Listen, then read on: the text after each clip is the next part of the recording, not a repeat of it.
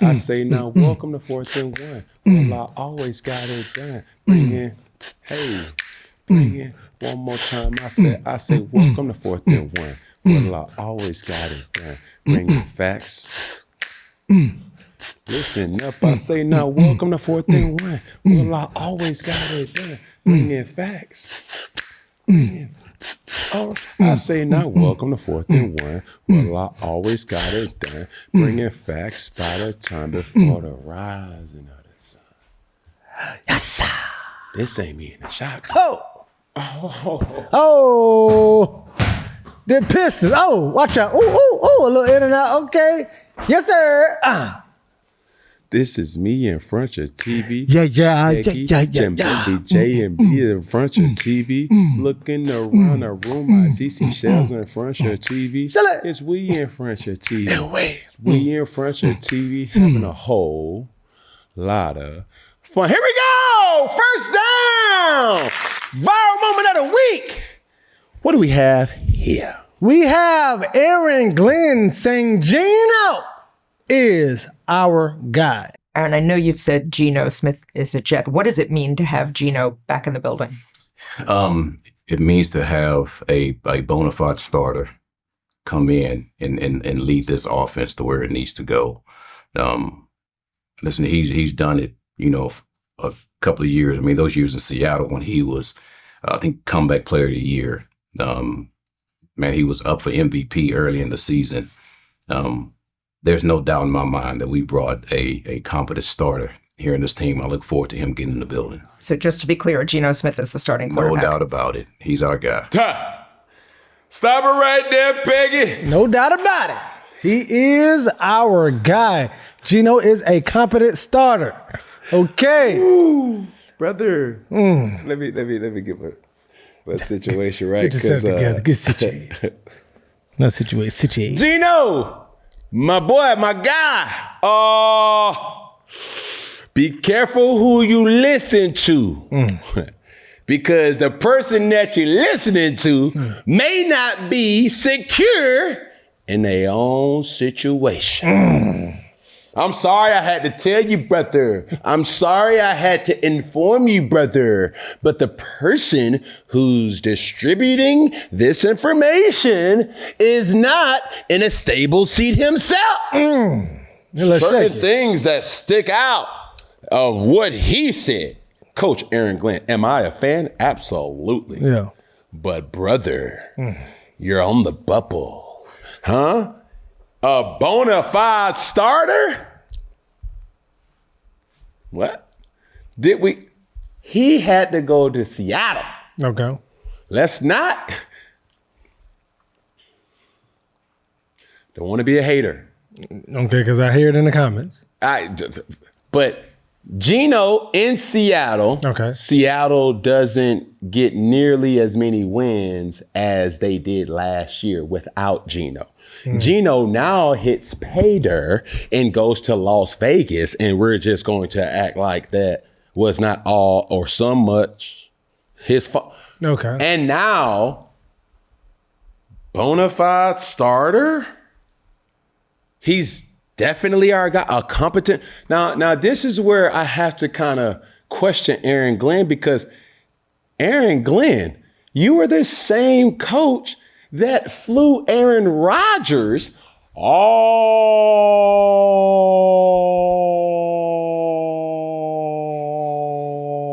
the way to New York just to tell him, no, we're going a different direction. And you are also the coach that said, out of all the quarterbacks to believe in, you went and got, at that moment, your guy in Justin Fields. So, bad decisions by coaching early can get a coach fired. Is it really Aaron Glenn's all of his fault, or he's just going to take the blame of what's going on? It's always all your fault if you're the primary decision maker. This ship sails or docks because of you. You put all your eggs in Justin Fields' basket, and you say, that first game was, okay. That second game was like, By the mid-season, it was no way, no way. He was bamboozled, led astray, Run amok. Huh? So, Geno, I will reiterate, brother, be mindful of who's distributing this information, because realistically, if Aaron Glenn led New York Jets are in the win-loss deficit, heavy on the loss, light on the wins mid-season of the year, his days are numbered, brother. Yeah. So no matter who your quarterback is, it's a death wish, because the Grim Reaper will be somewhere in New York. East Rutherford, New Jersey. Is that? To be exact. To be exact. And you think they might sweep Aaron Glenn and Geno at the same time? It's inevitable. Yeah. Brother, let's understand the dynamic that Aaron Glenn is up against. Okay, you mean to tell me that Aaron Glenn is saying this to a quarterback, a bona fide starter? Now, you also have the draft around the corner, but never mind that right now. Yeah. Peggy, I want you to understand, the Buffalo Bills are in your division. The New England Patriots are in your division. The Miami Dolphins are in your division. Buffalo Bills has who as a quarterback? Your boy Allen, Josh Allen. New England Patriots Drake has? May. Miami Dolphins have? Malik Willis. So when I say this next That's comment, a battle, though. It's really you battling for the bottom with Miami. That's it. Like right from what it seems like. It seems like you're already battling at the bottom, brother. And you might be the bottom. When I say this next comment, you can hear the hate without the preface, but the preface is Aaron Glenn. Geno Smith is the fourth best quarterback in the AFC, or is the AFC East? Geno Smith is the fourth best quarterback in the AFC East to date. So you don't think Geno better than Malik Willis? Absolutely no. The stock ain't higher from what we've seen. But that's the same situation, real quick. That's the same situation that Justin Fields is in. He did well, not the same exact, but he did well in Pittsburgh, and he got a deal off of projections. Granted, he did start though in Chicago, so he had more, film out there. But he got that deal in New York Jets by the projection of what he did in Pittsburgh. Okay, now hear this out, Peggy. So now I don't know. I think Geno. No. Go ahead. You do know, but you're not stating all the facts. What's it? The facts is that Justin Fields got benched, even going 4-2. So if it wasn't for Mike Tomlin and co to say, hold on, Russell Wilson gives us the best situation to be in. That's true. That was a little alarming right there. Now, the difference between Malik Willis' situation is we all knew that Jordan Love was the pencil. Oh, yeah, he's starter. it. He locked That still doesn't negate the fact that his production was extremely high for what it is. Now, I'm going to say a bold statement to say Malik Willis did need time. Everybody knew when Malik Willis went to the Tennessee Titans, he was a project draft pick. Correct. He needs time, similar to what Anthony Richardson needs. No different than what Sam Darnold, no different than what Baker Mayfield. We got to put him on that same type of trajectory. Correct. Malik Willis's time is now, okay, I'm coming to a situation where I've been in the league for multiple years now, multiple different organizations, multiple different philosophies, multiple different situations, all to get this version of Malik Willis. Yeah. That's different. Well, brother, when you're looking at Geno Smith was drafted by the New York Jets. That was a bad team. Then you get bounced around and end up in Seattle. Okay, not to say that was a bad team. He's learning under a veteran as Russell Wilson, right? Then you take that same Russell Wilson team and have production. But when you are the guy, you paid like the guy. And every expectation is for you to be the guy. Yeah. I think we've seen the best football of Geno Smith. Thank you. It's no hate. It's no hate. It's just fact. And I'm writing, and he might not write back, but I'm just telling you. But listen, brother, that's the truth. He's the fourth best quarterback in the AFC East. So when Aaron Glenn is speaking optimal or optimistic, Brother, Well, he don't got no choice. He ain't got no Because choice. if they not moving, understand this, Geno. he will be moving. Nevertheless, of my opinion to your situation or your skill set, I will add this. Remember a couple of years back, brothers and sisters, let's not forget that Kirk Cousins was the penciled in starter before the draft. That is true. Insert He's our the guy. draft. And then all of a sudden, what the hell was that? It wasn't even the draft. It was probably mid-season, and it was like, No. The head scratcher. oh, was that they drafted so that high? They drafted That is true. Michael Penix Yeah. in the first round. Yeah. And the coach and GM Have to pay came out with $100 a million. comment that said, we don't plan on having this type of pick moving forward. And plot twist, you definitely was in the same position in years to come. Yeah. That decision can lead to destruction and instability in the coaching position. What do you mean by that?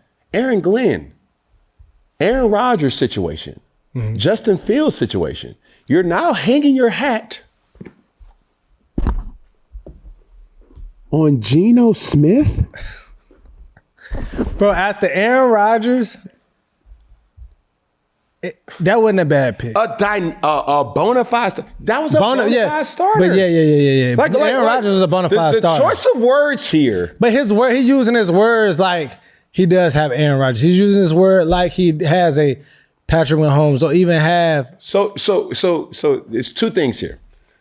I'm gonna speak for Geno and then I'm gonna speak for Aaron Glenn. Okay. Geno, be very reluctant how you receive this message because the draft is still around the corner, brother. That's true. Aaron Glenn, you don't even know what Geno you gonna get in New York. Facts. Are you gonna get the New York Geno, the Seattle Geno, or the Vegas Geno? That's true. Who knows?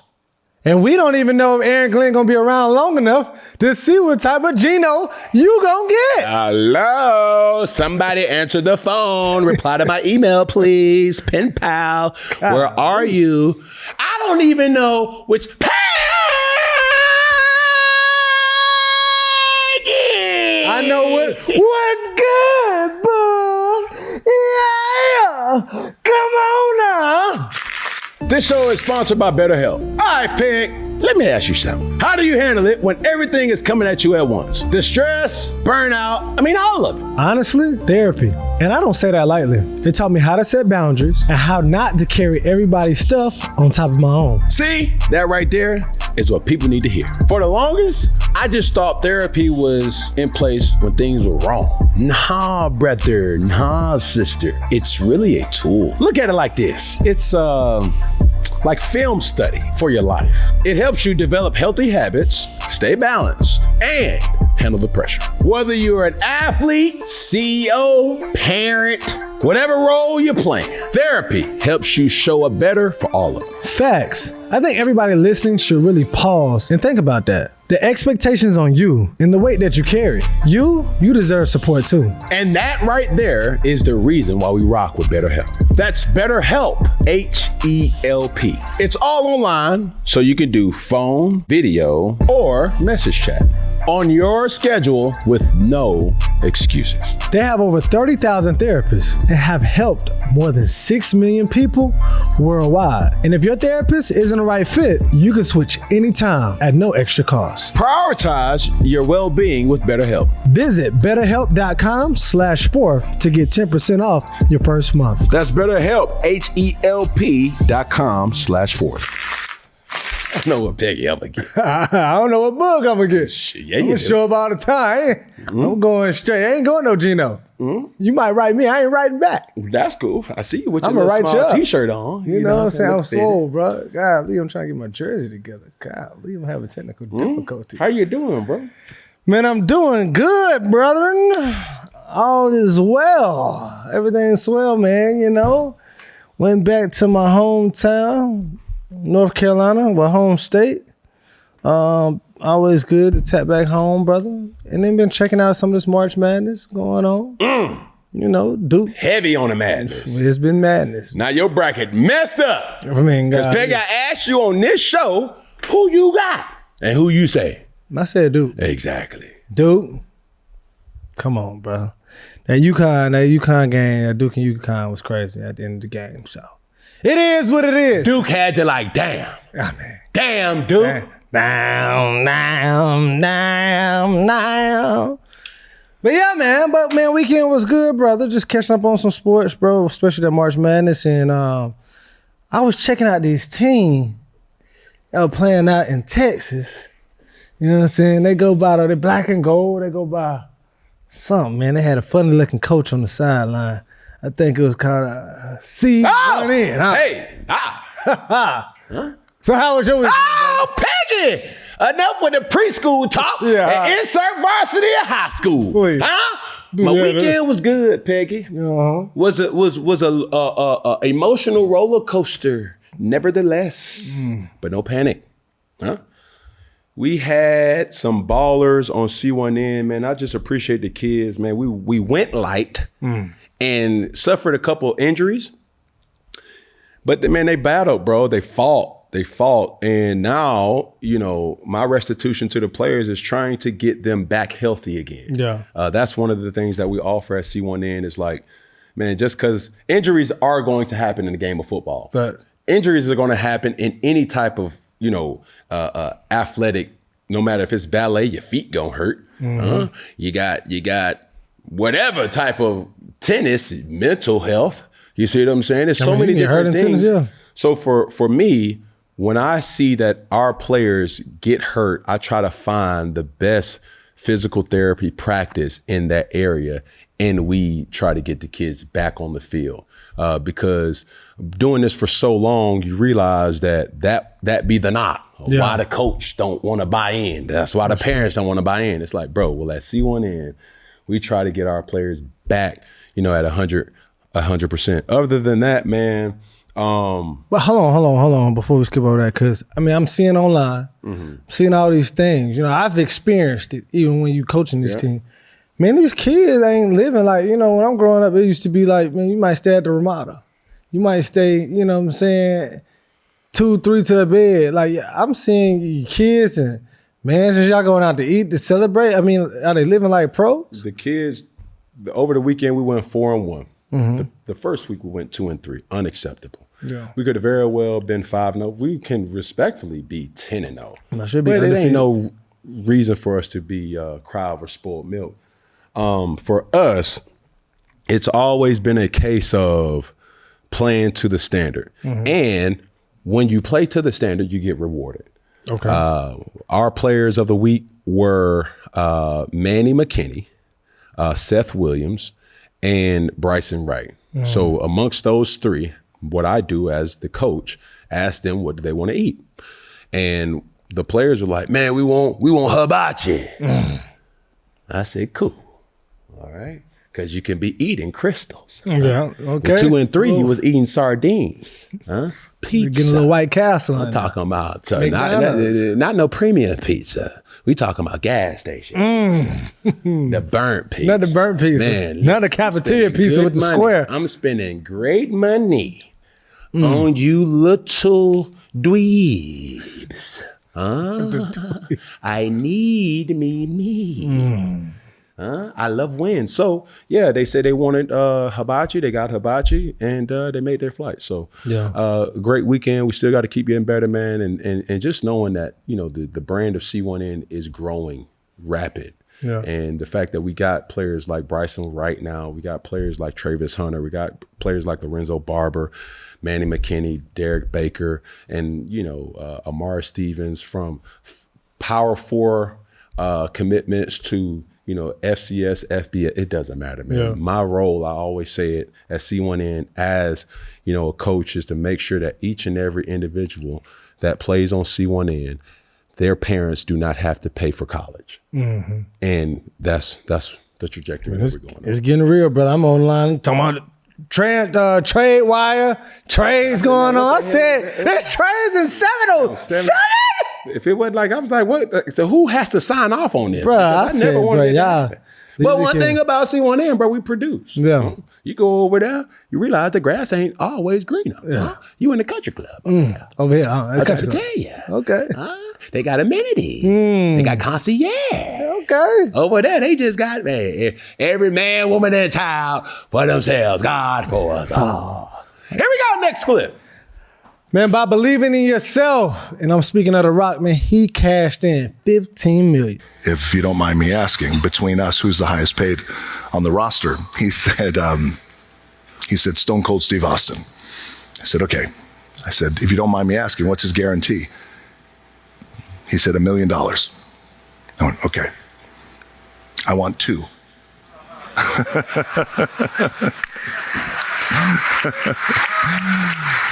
So, well, I know the balls of that kid.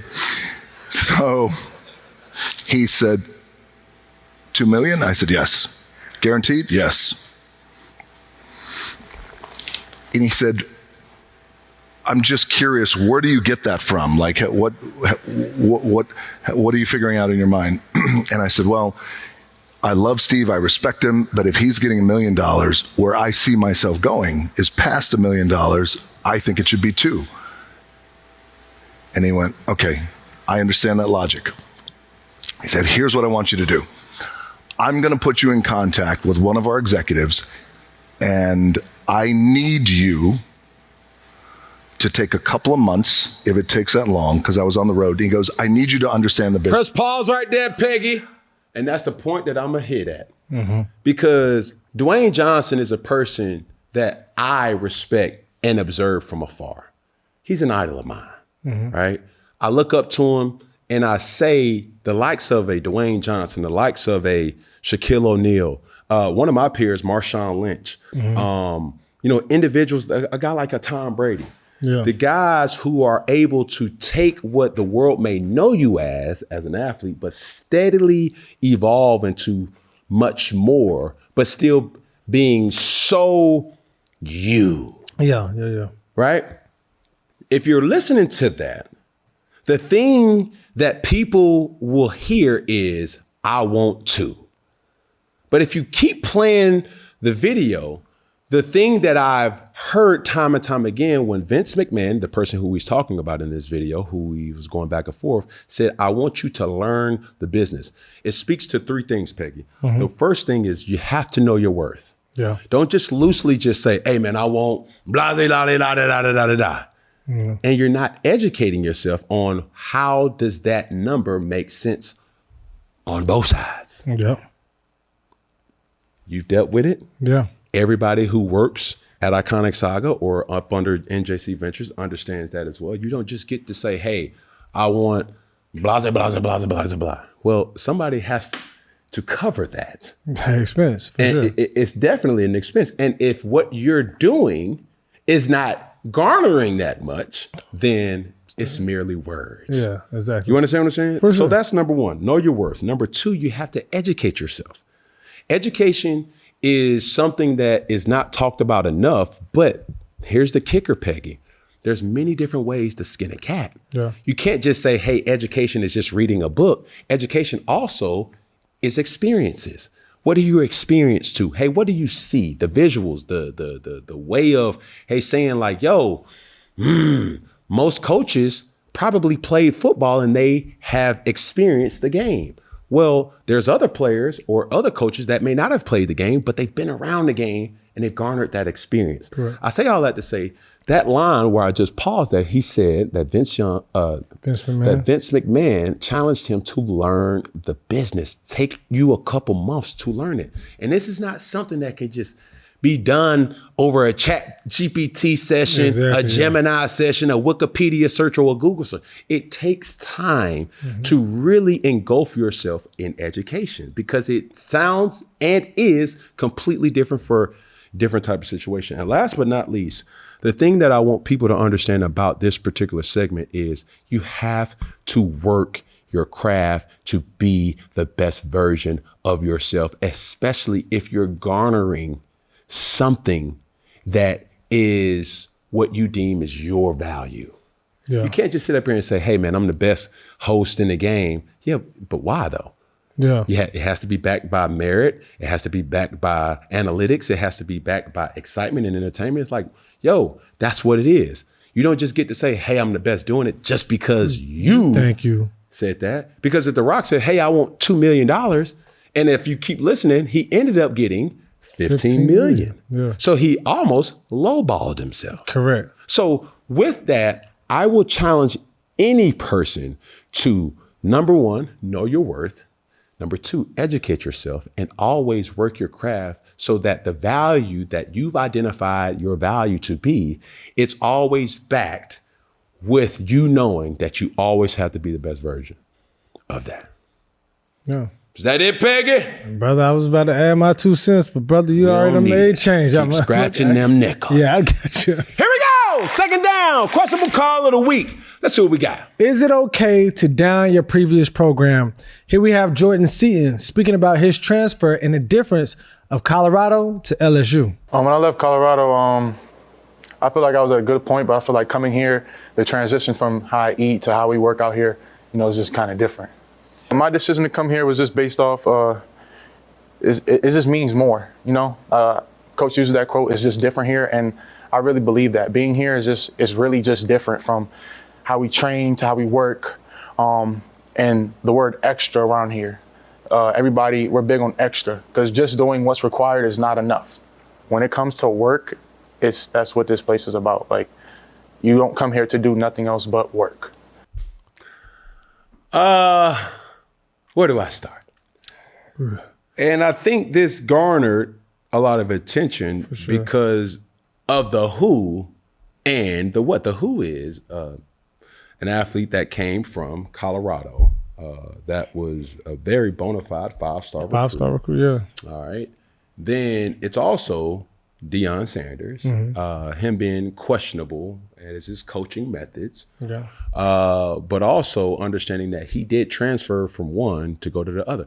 What do I get by telling Mr. Seaton to say, no, you're dead wrong?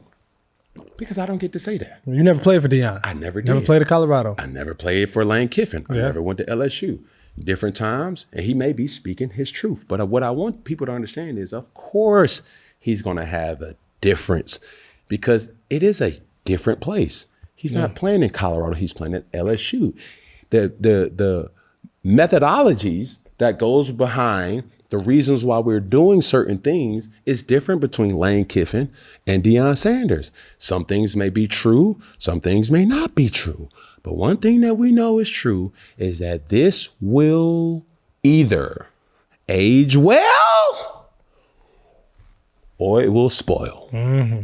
Now, the reality is nobody is going to be at a place and still hold the endearment of the other place. Correct. Because there was a clip that surfaced last year where Deion Sanders had, hey, these are the things while being at Colorado that we will stand for or not. One of those things was you cannot wear your former team's gear. If you want gear, we'll be happy to issue more gear.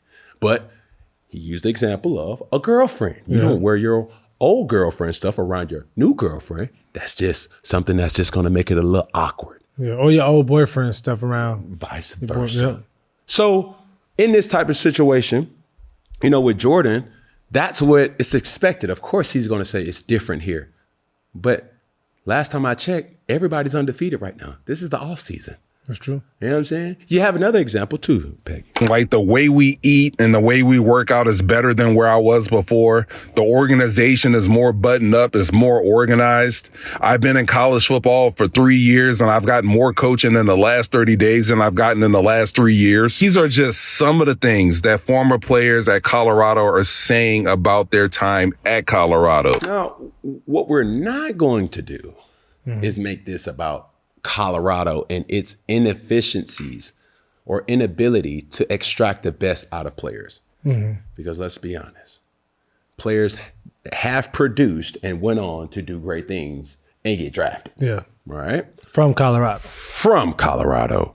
Even though Jordan is not wrong for voicing his opinion because he's entitled to think and believe and experience certain things, and it may resonate or not resonate to him. You have another example of this where it's just not about Colorado. James Smith, a former Alabama player who transferred to Ohio State, voiced the same things about it just being different here. Correct. Right? And he's talking about the practice style, the physicality or the speed in practice. And the intensity. That's a testament to Coach Ryan Day and Coach Caleb DeBoer.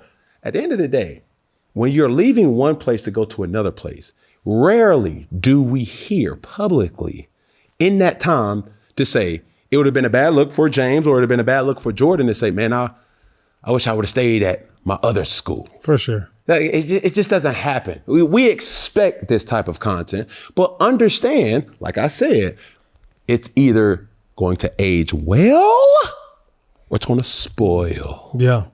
Because Caleb DeBoer can't too much say anything. We're like, well, why is he responding to this? Exactly. He got bigger fishes. We got current players that we molded. Why would Deion Sanders respond to that? He got bigger fish to go try to hunt and to nurture. Mm-hmm. So at the end of the day, this is just a media twist, knowing that the journalist that was at hand knows how to ask a question that will garner attention. Now, let me ask you this, though. And I know you said, you know, Coach DeBoer, Coach Sanders have bigger fish to fry. But for incoming players and players of this magnitude, so it's not like it's a guy that was on the bench, third string guy that's like, oh, you just disgruntled. These are starters. These are elite players. For a potential recruit going to that school, how do I look at this and then feel comfortable joining this program? You understand what I'm saying? It's like, well, he went to LSU over Colorado. Why am I going to Colorado if I have both of them on the table? Or vice versa. If I got Alabama and Ohio State and, you know, he's saying the game is faster, I like it here. It's better here at Ohio State than Alabama. If I'm an Alabama recruit and I have both on the table, it's like, well, should that choose where I should go? That's a great question. But honestly, Peggy, knowing what I know as an adult, as a person who's experienced, you know, different strategies and different philosophies and different, you know, ways of approach, I would take more kind of impact of really listening, not through a recruit, because a recruit's intentions may be geared towards their current situation. What I will also take into consideration is if we could hear from Warren Sapp, if we can hear from Marshall Faulk, coaches and adults that were in the locker room, in the coaching staff, that knew this right, or no, this wrong right here.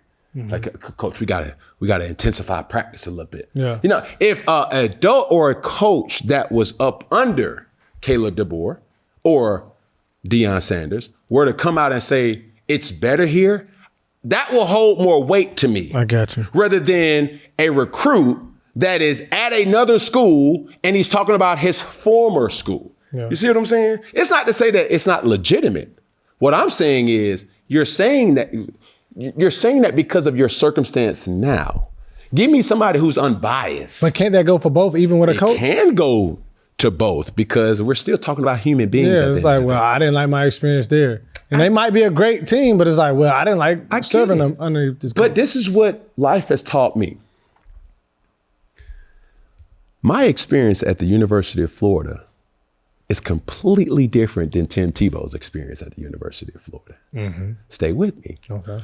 My experience at Auburn University was completely different than another player's experience at Auburn University. You understand what I'm saying? I understand. Different times, different situations, different experiences. Being a guy on a team is different than being the guy on a team. Don't let that fly over your head, dreads, or your toupee, Peggy. Here we go. Next clip. Well, talking about one coach to another, the coach from Memphis, the University of Memphis, says he ain't playing no little baby and no rap music at practice. His players need to come, develop, and ready to play. I mean, when the Navy SEALs get ready to go do a mission, they not listening to little baby. When they training to go to war, which we're training to go to war, they ain't listening to NBA Youngboy. So Coach Saban trained us like that. We should be focused on what it takes to execute the next play, not who's on the ox, who's pressing play. I've never seen the military get ready to go on a crucial war mission with NBA YoungBoy playing in their heads or in the background. I tell the guys all the time, if I got to play music to get you to play the game you love at a high level, we've got the wrong guys. To me, this is a business, and we got a job to do at a really high level. Where these guys are trying to go individually, you ain't got a lot of time to be out there dancing and all that stuff, in my opinion. Here we go. Press pause right there, Peggy. Charles Huff. Baloney. Not the phony. Hogwash. Bird poop. Because Peggy, he said, I can't recall a time on third down where he hears NBA YoungBoy. A little baby. Liar, liar. Pants on fire. Now, here's the thing. Well, in kickoff, you don't hear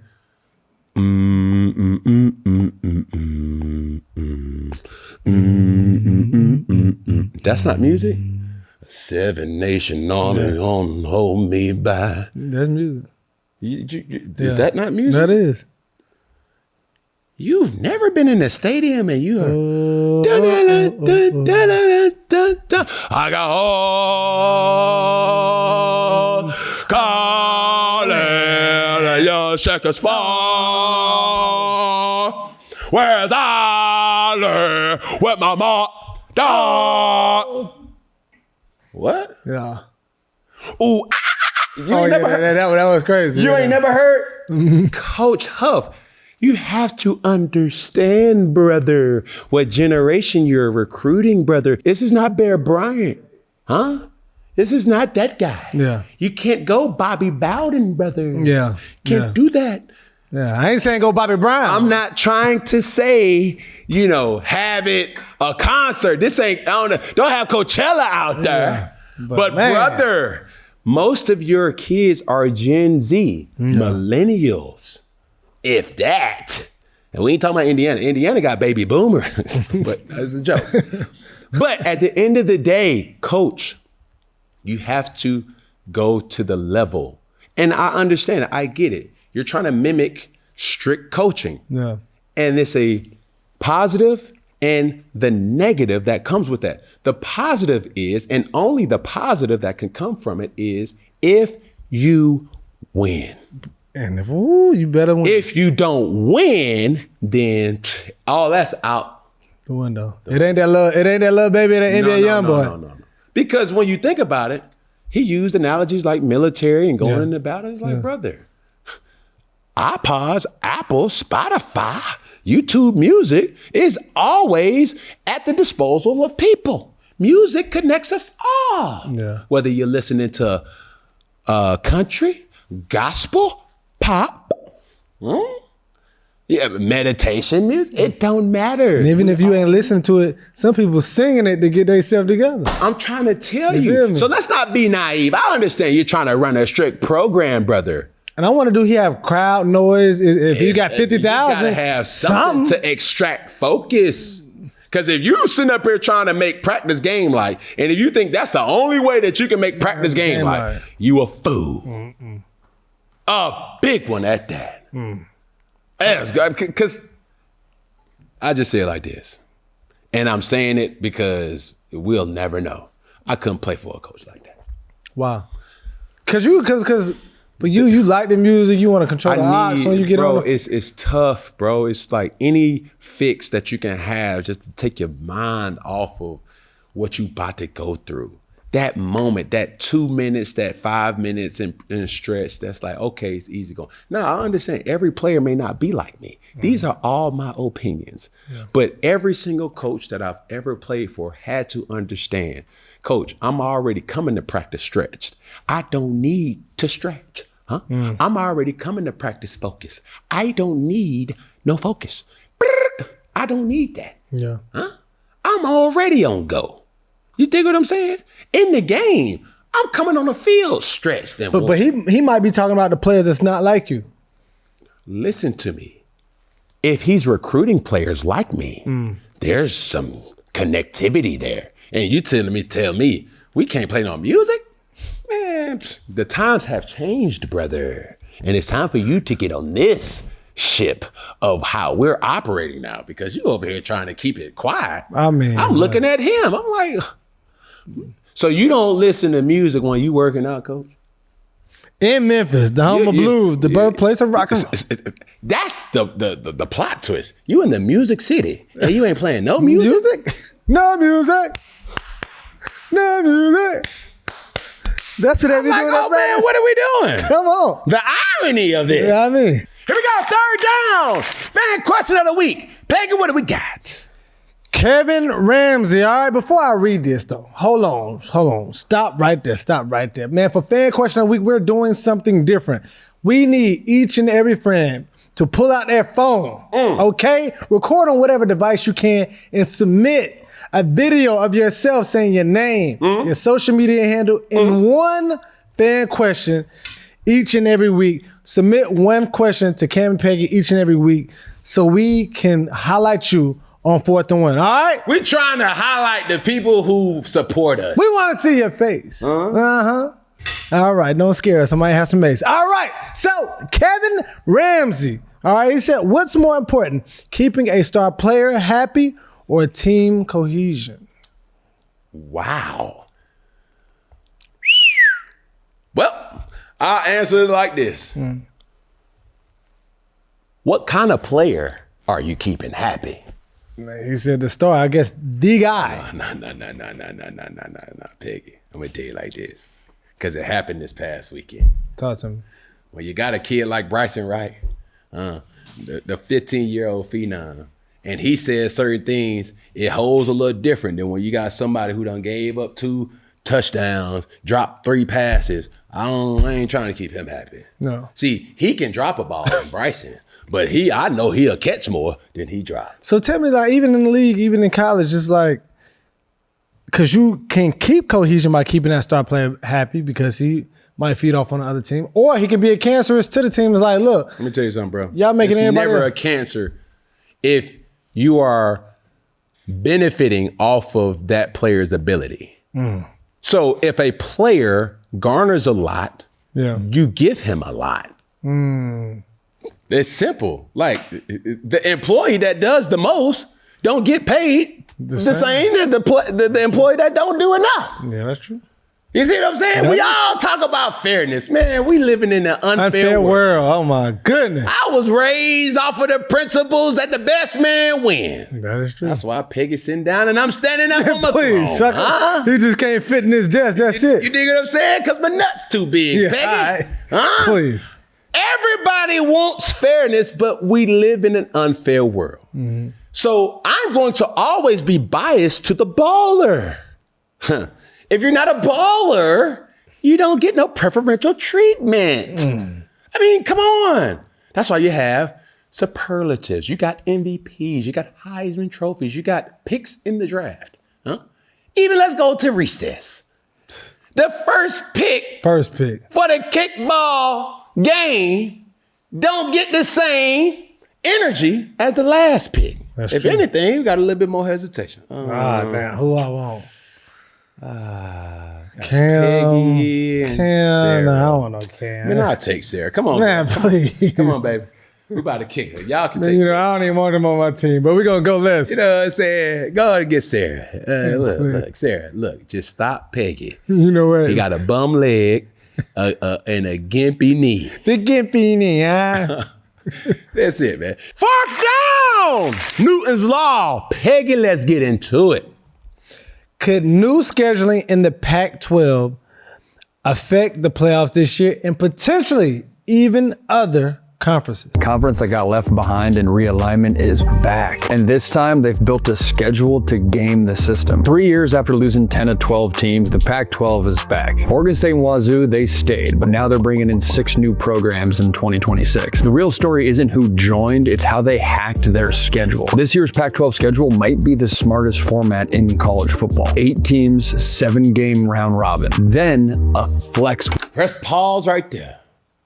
Now you got my attention. Pac-12 trying to make some noise.